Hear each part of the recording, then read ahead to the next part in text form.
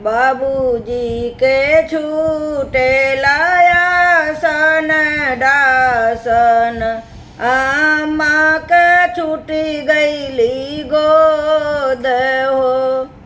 बाबूजी का छूटे लाया सन डासन, आमा का छूटे गोद हो।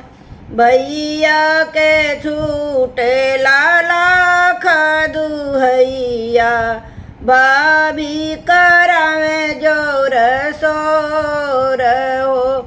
भैया के छूटे लाला दुहैया, भाभी करावे जोर सोर हो।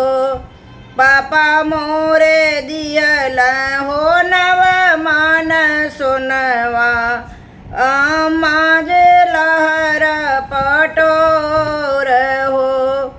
पापा जे दिल मोरे नव मान सुनवा, अम्मा जे लहर पटोर हो।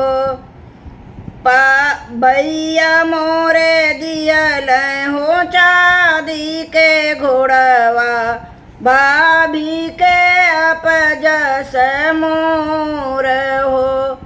भैया मोरे दियल हो चांदी के घोड़वा, भाभी के अपजस मोर हो।